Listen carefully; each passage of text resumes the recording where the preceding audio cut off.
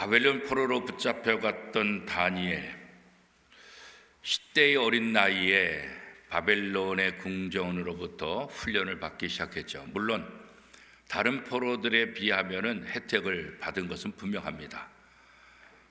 왜냐하면 다니엘과 그 세 친구들은 이 바벨론 왕의 눈에 띄어서 어렸을 때부터 이 바벨론 왕궁에서 훈련을 받죠. 그리고 이 바벨론 왕의 참모로서 쓰임받을 수 있도록 필요한 모든 조치를 또 다 취해주고 그런 혜택을 받으며 살아왔습니다. 바벨론 왕궁에서 교육을 받은 다니엘, 이 바벨론이 메대와 바사에 의해서 멸망을 당했지만 이 다니엘은 80이 다 되는 노구임에도 불구하고 새로운 나라, 강대국으로 형성된 이 메대와 바사에서 역시 고위 관리로 등극하게 되고 여전히 관리로서의 그 자리를 지키게 되죠. 이런 걸 보면 어떻게 멸망한 나라에서 관리를 했던 사람을 또 쓸까? 그렇게 생각할 수 있잖아요, 그죠? 근데 이제 메대, 바사라는 나라가 바로 그런 거죠. 메대와 바사가 연합국이고 이 바사라는 나라가 그렇게 크진 않아요. 그런데 메대를 점령하고 이 메대 나라와 연합으로 해가지고 바벨론을 무너뜨리게 되는 거예요. 그러니까 바벨론이라는 나라는 힘이 세니까, 강대국이니까 우리가 점령하면 다 우리 것, 우리가 점령하면 너희들은 다 우리의 포로, 그런 정책을 가지고 행해왔는데 바사라는 나라는 좀 달라요.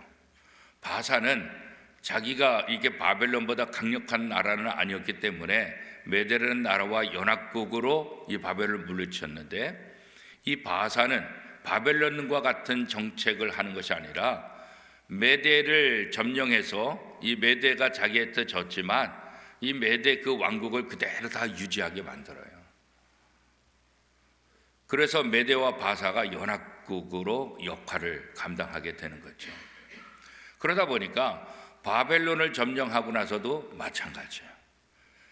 그러니까 상식적으로 생각하면 자기가 점령하고 자기가 무너뜨린 나라의 관리들을 다시 쓸 이유가 없잖아요.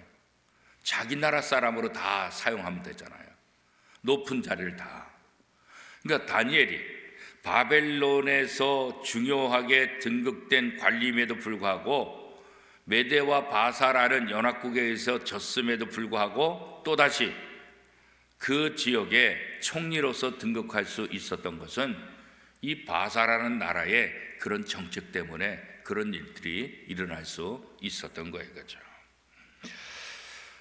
그러니까 다니엘은 10대부터 포로로 붙잡혀 와서 이 바벨론에서 훈련을 받으면서 이 바벨론이 얼마나 강한지를 봤어요.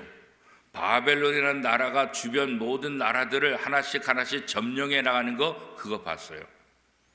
그런데 그렇게 강력했던 바벨론이 이 메대와 바사라는 연합국에 의해서 무너지는 것, 이것도 봤다고요. 그러니까 이 다니엘 입장에서 모든 열강들이 이게 모든 것을 다스릴 수 있는 것 같았는데, 오래오래 갈 것 같았는데 결국 가만히 지켜보니까 뭐예요? 이게 다 무너진다. 그렇게 강력했던 바벨론도 별로 강하지 않은 이 바사라는 나라, 메대와 연합국을 통해서 이 바벨론 무너뜨리는 거 보니까 이 세상의 강력한 힘도 그렇게 오래 가는 것이 아니다. 그런 것들을 깨닫게 돼요. 그리고 오늘 읽은 이 다니엘 11장 말씀에 보면 이 다니엘 11장에 나타났던 예언들이 역사적으로 그대로 이루어졌다는 것을 우리는 역사를 통해 다시 한번 확인할 수 있어요. 이 역사적인 현실이 예언했던 것들과 너무나 들어맞아서 야, 이거 이상하다 할 정도로, 그래서 하나님께서 예언한 것들이 후대 역사를 통해서 그대로 일어나는 거예요. 아수르가 멸망하고 바벨론이 일어날 것이고, 바벨론이 일어났지만 바벨론을 또 헬라가 점령할 것이고, 메대와 바사가 점령할 것이고, 이 메대와 바사를 결국은 헬라가 또 점령할 것이다.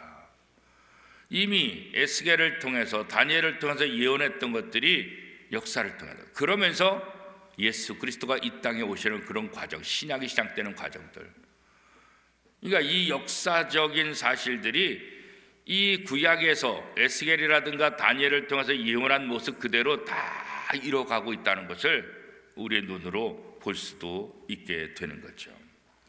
그러니까 그러한 시기 속에서 살았던 이 다니엘은 하나님께서 자기에게 예언해 주신 이 모든 것들이 그대로 이루어질 것을 또 믿고 있는 거죠. 그럼 하나님께서 왜 다니엘에게 예언하셨을까?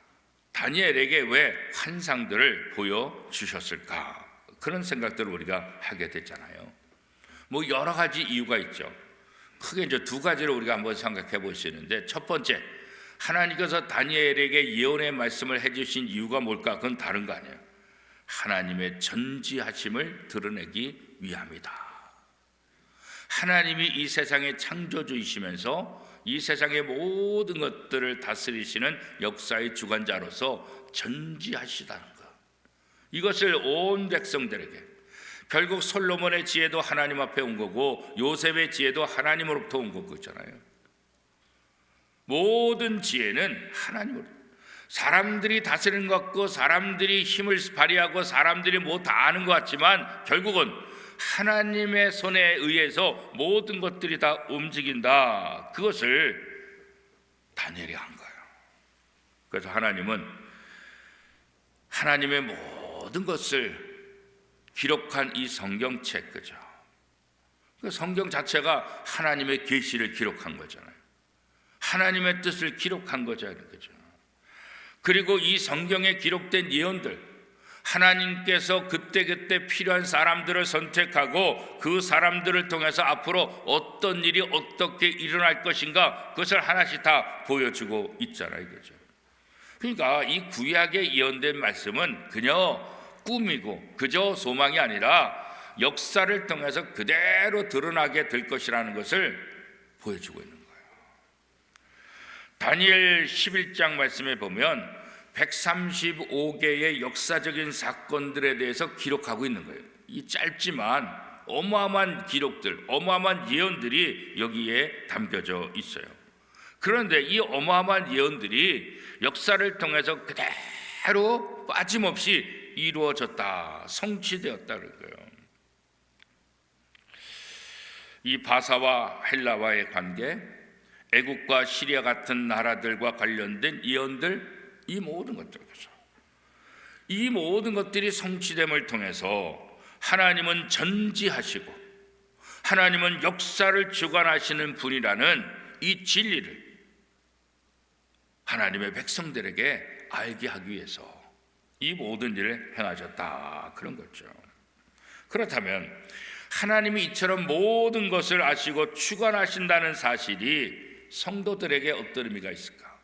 하나님의 백성들에게 어떤 의미가 있을까? 하나님이 앞으로 일어날 일들에서 다 아시고 예언하셨고 그 예언하신 대로 모든 것들이 다 이루어졌다, 이 사실을 이스라엘 백성들이 아는 것이 무슨 유익이 있을까? 이것을 오늘날 우리 하나님을 믿는 성도들이 생각할 때 어떤 유익이 있을까? 이게 이제 우리에게 중요하잖아요. 그죠? 그건 다른 것 아니에요. 하나님이 우리에게 일어나는 모든 일에 대해서 관심을 갖고 있다.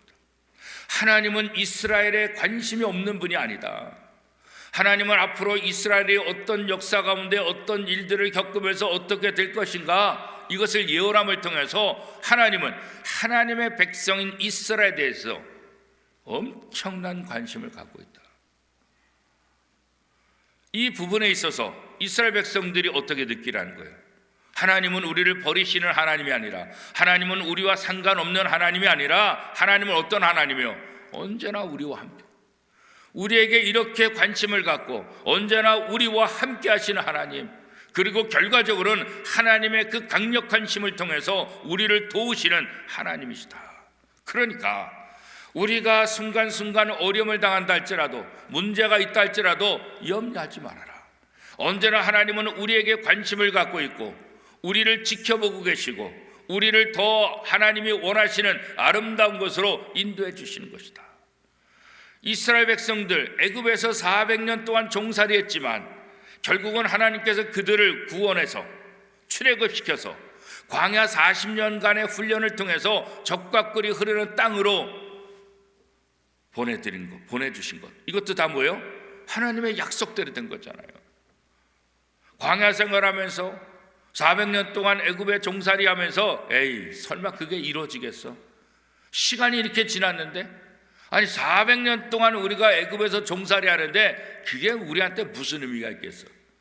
광야 생활하면서 아이고 하나님이 약속한 그 적과 꿀이 흐르는 땅, 그 가나안 땅, 이미 다른 족속들이 다 자리 잡고 있고 정탐꾼을 보내봤지만 그들이 얼마나 견고한지, 성들이 견고하고 그들의 등치가 얼마나 큰지, 그들의 전력이 얼마나 센지, 아유 우리는 거기 가봤자 싸워서 이길 수도 없다고요.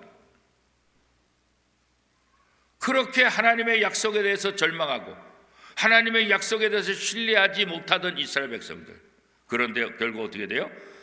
그럼에도 불구하고 하나님은 하나님이 약속한 것을 끝까지 이루어가시는 하나님 거잖아요. 이런 구약의 기록들을 통해서 하나님은 이스라엘 백성들이 봐라, 그 400년의 종살이 가운데 너희가 꿈만 같았던 그런 일들을 내가 이뤘지 않냐? 너희 조상들이 그 가나안 땅을 정탐하고도 우리 못 들어가, 우리 다 죽어, 그랬음에도 불구하고 내가 들어갔겠지 않냐? 너희가 바벨론에서 70년 동안 종살이하지만 내가 70년 동안 이 종살이를 마치면 다시 돌아오게 해서 거룩한 성전을 짓게 하겠다, 이 약속도 내가 다 지킬 것이다. 그러니까 이런 하나님의 전지하심, 하나님이 이스라엘 백성들에게 얼마나 관심이 있는지 이것을 깨닫는다고 한다면 우리 매 순간순간마다도 하나님이 나와 함께 하시고, 결국은 내가 알지 못하는 방법으로, 내가 상상할 수 없는 방법으로, 내가 가늠할 수 없는 그런 방법으로 하나님께서 우리를 인도해 주실 것이다. 이런 확신을 이스라엘 백성들에게 갖게 하는 거고, 오늘 수천 년이 지난 지금 오늘 이 말씀을 읽고 보는 저와 여러분에게도 동일한 은혜, 동일한 하나님의 사랑이 함께하고 있다는 것을 깨닫게 하기 위함이다, 그런 거죠. 그래서 이 사실은 성도들에게 위로가 되는 거예요. 그렇죠? 우리 주변에 우리를 유혹하는 것들이 얼마나 많아요. 우리를 넘어뜨리게 하는 것들이 얼마나 많아요. 우리를 안전해서 누가 보호할 수 있겠어요? 늘 불안하고 늘 염려고 늘 걱정할 수밖에 없는 이 땅의 삶, 그렇잖아요. 그러나 걱정하지 말아라, 염려하지 말아라, 그런 거죠. 다니엘이 지켜본 이 열강들의 변화들, 그런 모습들, 국제 정세들, 그렇죠. 나라와 나라와의 다툼들, 경제적인 문제들로 해서 여러 가지 위기를 겪는 것들, 질병을 통해서 아픔을 겪는 것들, 여러 가지 인간의 죽음과 고통의 문제들, 그거 다 지켜보죠. 이런 것들이 결국 사람들에게 불안을 가져다 주잖아요. 걱정을 가져다 주잖아요. 그죠? 그러나 이런 상황 속에서도 성도들이 잊지 말아야 될 것은 뭐예요? 하나님이 모든 것을 다 하시기 때문에 하나님이 그 모든 것들을 하나씩 하나씩 계획하신 대로 우리를 이끌어 주실 것이다, 그렇잖아요. 그래서 결국은 하나님의 말씀에 아멘하고 하나님의 말씀에 순종하는 사람들은 하나님의 보호를 받게 될 것이고, 불안과 염려 속에 사는 것이 아니라 참된 평화를 맛보게 될 것이다. 우리가 다윗 시대를 통해서 알 수 있는 건 뭐겠어요? 어느 때 나라가 안정이 돼 있었어요? 다윗이 정치를 잘했어요? 다윗이 등치가 좋고 다윗이 뭐 대단한 전쟁에 있어서 실력가이기 때문에요? 그렇지 않죠. 하나님이 다윗과 함께함으로. 요셉이 어느 때 성공할 수 있었어요? 하나님이 요셉과 함께 하시면 그렇잖아요. 하나님이 함께 하실 때 참된 평화를 누린 거죠. 하나님이 나를 지키시고 나를 보호하신다, 이 믿음이 있을 때 평안이, 잠을 잘 수 있다는 것. 불안하면 잠을 못 자잖아요. 그죠? 그래서 하나님께서 사랑하는 자들에게 잠을 주신다, 이렇게 말씀합니다. 이 잠은 불안하지 않고 불안을 경험하지 않고죠, 편안하게 잠들 수 있는 것 같잖아요.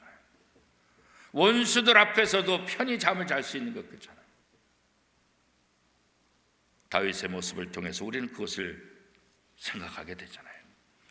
그래서 이런 역사적인 사실을 예언하고 이런 것들을 통해서 하나님이 역사의 주관자이시고 하나님이 모든 것을 다스리는 하나님의 전지하심을 이스라엘 백성들이, 또 후대의 하나님의 사람들이 깨닫게 하기 위해서 이 모든 것들을 기록하고 있다. 또 하나 중요한 것이죠. 두 번째 중요한 것은 뭐냐면, 결국 세상의 방식대로 살아가는 사람들에게 어떤 결과가 오게 되느냐, 세상 방식의 결과가 무엇인지를 우리에게 보여주는 거예요. 세상 방식의 결과는 뭐예요? 결국은 멸망이에요. 하나님 방식의 삶의 결과는 뭐예요? 승리예요. 그러니까 이런 예언과 이런 역사적인 현실을 통해서 이스라엘 백성들이 깨달을 건 뭐냐, 어떤 상황 속에서도 하나님의 말씀에 순종해야 된다. 하나님의 말씀에 순종할 때 우리가 참된 평화를 누리고, 하나님의 말씀에 순종할 때 모든 불안에서 벗어나게 되고, 하나님의 말씀에 순종할 때 하나님의 복을 누리게 된다. 그러나 하나님의 방법이 아니라 세상의 방법대로 산 사람들의 그 결과는 뭐냐? 결국은 멸망이다. 그것을 보는 거죠. 천사는 다니엘에게 이 다니엘이 섬기고 있는 바사라는 제국, 이 바사라는 나라 속에서 어떤 일이 일어날 것인가, 그것뿐만 아니라 알렉산더 대왕의 활약이 어떠한지도 이미 알려주시는 거예요. 그죠? 우리 역사를 통해서.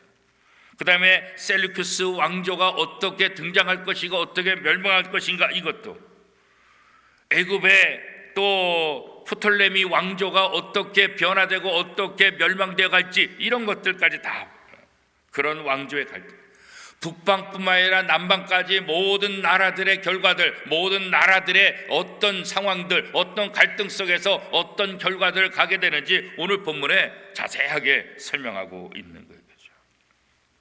결국 오늘 다니엘 11장에 등장하는 여러 나라들의 모습은 오늘 우리의 모습과 똑같은 거예요. 나라와 나라와의 갈등, 그렇잖아요. 또 국가와 개인들의 모든 삶의 방식, 그런 것들이 짧지만 엄청나게 압축되게 설명되고 있는 거예요. 강대국들이 더 많은 부를 얻기 위해서 약소한 나라를 침략하고 그것을 자기의 나라로, 포로로 삼는 그런 모습들, 그죠? 개인적으로도 자기의 부와 자기의 권력을 더 얻기 위해서 약한 자들을 짓밟고 누르는 그런 모습들, 이건 나라와 나라의 전쟁뿐만 아니라 사람들의 관계 속에서도 여전히 똑같이 일어나는 그런 모습들, 이게 바로 국가의 문제도 그렇고 개인의 문제도 그렇고 모든 시대, 모든 역사 가운데 이런 일들이 계속해서 빈번히 일어나고 있고, 이런 것들이 인간의 역사다라는 것을 다시 한번 보여주고 있는 거죠. 때로는 사람들이 평화를 얻기 위해서 어떤 일들을 하게 됩니까? 다니엘 11장 6절 말씀에 보면 정략 결혼을 맺어서 동맹을 맺고 화평을 유지하는 그런 모습을 보게 되는데, 다니엘 11장 6절 우리 같이 한번 읽어보겠습니다. 몇 해 후에 그들이 서로 단합하리니 곧 남방왕이 딸이 북방왕에게 가서 화친하리라. 그러나 그 공주의 힘이 쇠하고 그 왕은 서지도 못하며 권세가 없어질 뿐 아니라 그 공주와 그를 데려온 자와 그를 낳은 자와 그때 좋아주던 자가 다 버림을 당하리라. 결국 여기 보면 남방의 왕의 딸이 북방의 왕에게 가서 화친하리라. 그러니까 남방과 북방이 정략 결혼을 통해서 평화를 유지하려고 하지만 결국은 어떻게 해요? 실패하고 마는 거예요. 누구를 통해서도 우리가 잘 알 수 있어요? 솔로몬을 통해서 잘 알아요. 솔로몬이 아버지 다윗이 물려줬던 강력한 이스라엘, 이 이스라엘의 강력함을 또 번성을 유지하기 위해서 정책 중에 했던 정책이 무엇입니까? 바로 이 정략 결혼이죠. 주변 나라의 공주들과 결혼하잖아요. 그래서 결국은 첩과 부인이 1000명이나 되죠. 1000명이. 어마어마한 결혼을 했잖아요. 어마어마한. 결국 그것이 이스라엘을 강하게 해줬나요? 그것이 이스라엘을 지켜줬나요? 그것이 솔로몬을 안정되게 만들었나요? 그렇잖아요. 결국은 솔로몬의 이 정략결혼 정책도 다 무너지게 되죠. 어떤 일을 가져오게 됩니까? 그런 이방 나라 공주들이 솔로몬과 결혼하면서 왔지만 1000명이나 되는 첩과 아내들이 있는데 어떻게 솔로몬이 한 명 한 명을 진짜 자기의 부인처럼 그렇게 가까이 지낼 수가 있겠어요? 1000명이나 되는데, 그죠? 그러니까 결혼을 했지만 부부 관계를 제대로 이뤄갈 수 없고 정상적인 가정을 이룰 수가 없잖아요, 그죠? 그러니까 외국에서 왔는데 솔로몬의 얼굴을 보려면 이게 뭐 몇 년 기다려야 볼 수밖에 없는 그런 상황이잖아요, 그죠? 결국은 자기 나라에서 믿던 우상을 숭배하게 되고 결국은 솔로몬은 그 공주들에게 미안하니까 그들의 신을 섬길 수 있는 산당들을 다 짓도록 허락하고, 그 솔로몬 시대 전국적으로 우상을 섬기는 산당들이 우후죽순 다 일어나게 된 거예요. 결국 그 일을 통해서 이스라엘은 우상 숭배의 나라가 되는 거예요. 하나님만 바라보고 하나님을 의지하며 하나님의 능력 속에서 살아왔던 이 이스라엘, 인간의 방법으로 정략 결혼을 통해서 오히려 하나님과 멀어지는 우상 숭배의 나라로 만들어버리고 결국은 솔로몬의 아들 때에 어떻게 됐어요? 남왕국, 북왕국으로 나눠지게 되고 결과적으로는 북왕국은 아수르에 멸망당하고 그렇잖아요. 주전 722년에 남왕국 유다는 주전 586년에 바벨론에서 멸망당하죠. 결국은 인간이 자기의 방법대로 멋지게 한번 해보고자 했지만 결과는 뭐예요? 다 망한 거예요. 다 망한 거예요.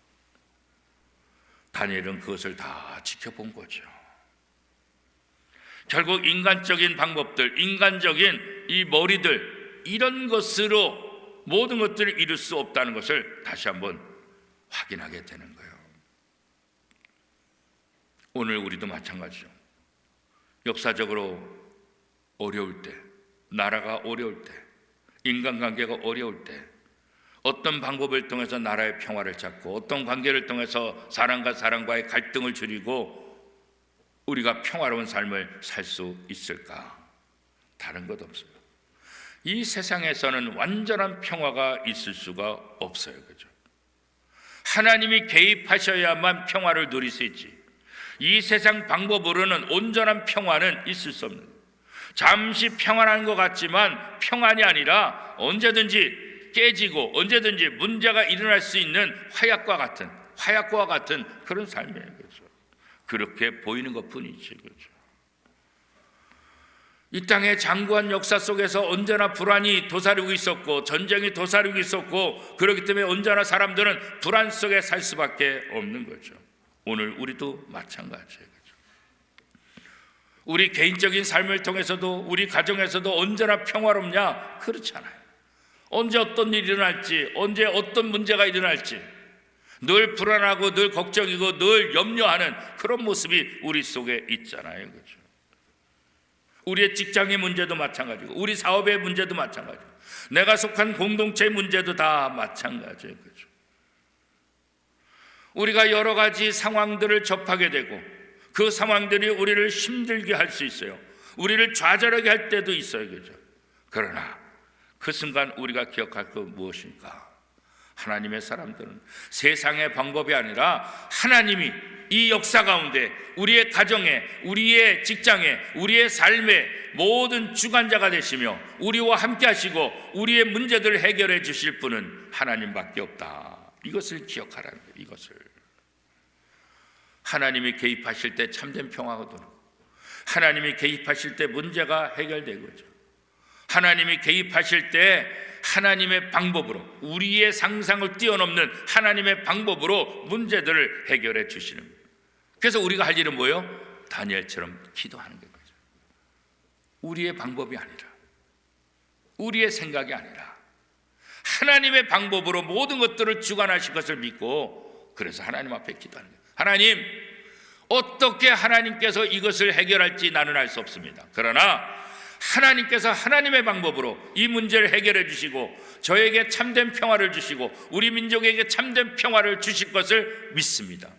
방법은 모르지만 결과는 압니다. 그런 거 결과. 방법은 모르지만 결과는 아는 거죠. 왜? 성경을 통해서 하나님이 개입하실 때, 하나님이 함께 하실 때 그 결과가 무엇인지 우리는 알 수 있잖아요. 그렇죠?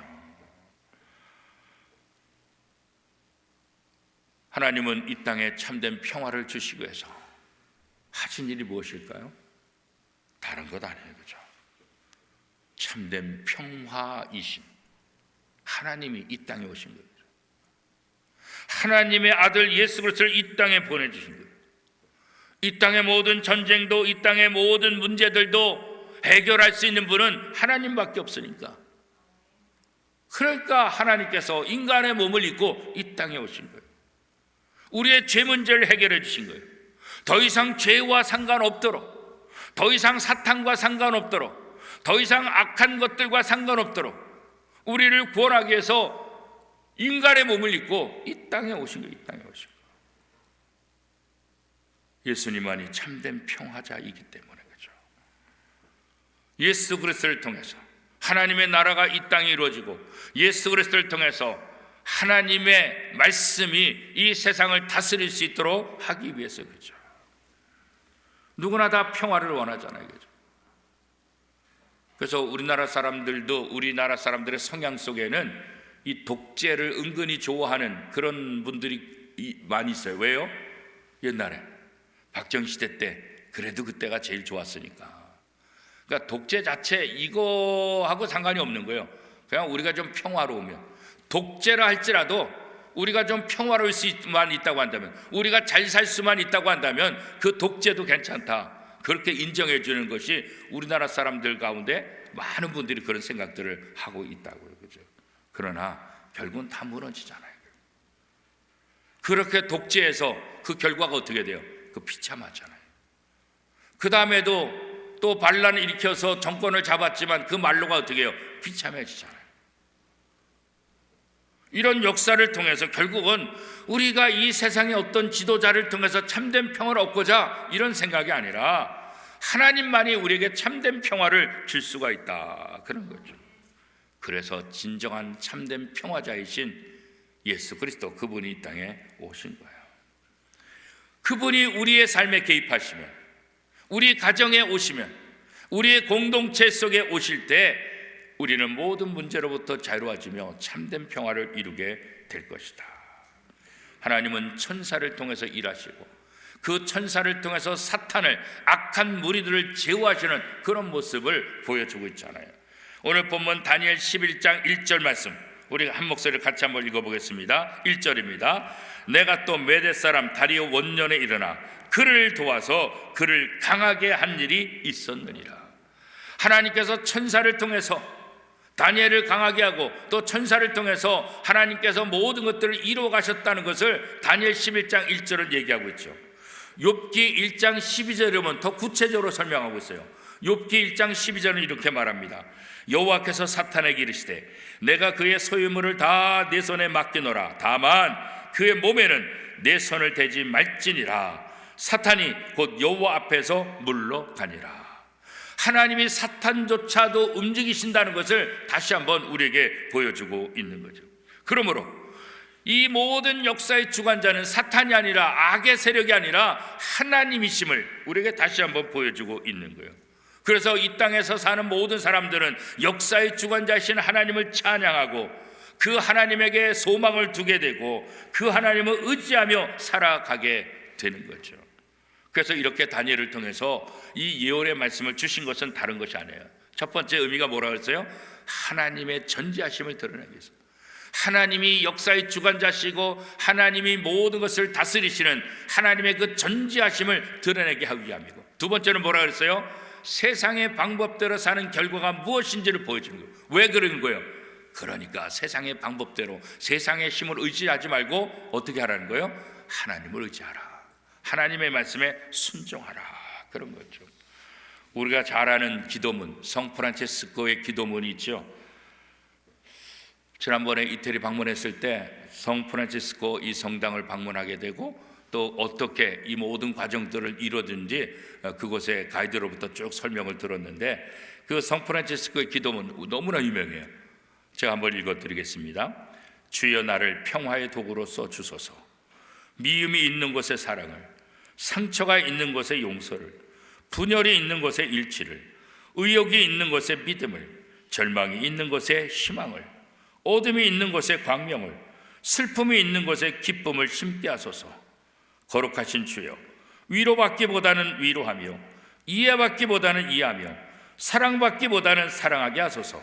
우리는 줌으로써 받고 용서함으로써 용서받으며 자신을 버림으로 영원한 생명을 얻음이니이다. 성 프란치스코는 부유한 사람이었지만 가난한 사람들을 위해서 자신의 모든 것들을 다 내어주고 그렇게 함을 통해서 하나님의 사랑을 온몸으로 실천했던 그런 사람. 이 땅의 평화의 도구로 나를 써 주소서. 바로 예수 그리스도가 이 땅의 평화의 도구로 오셨고 그 예수 그리스도를 의지하고 예수 그리스도를 믿는 사람은 이 땅에서 평화의 도구로 그 역할을 감당해야 돼요. 그러기 위해서 우리가 먼저 해야 될 것은 뭐예요? 하나님의 평화를 우리가 경험해야 돼요. 우리가 예수 그리스도를 영접함을 통해서 모든 죄로부터 자유케 되는 평화를 우리가 먼저 누려야 돼요. 우리가 평화를 누려야만 평화의 도구가 될 수 있지, 우리가 평화를 누리지 못하면서 어떻게 평화의 도구가 될 수 있겠어요? 그러기 위해서 우리에게 가장 중요한 것은 뭐겠어요? 이 땅의 평화자로 오신 예수 그리스도를 우리의 마음의 문을 열고 영접하는 거예요. 그리고 내 마음이 그 평화를 누리는 거예요. 그런 다음에 내가 우리의 가정과 우리의 직장과 교회와 이 땅에서 평화의 도구로 쓰임받을 수 있는 거예요.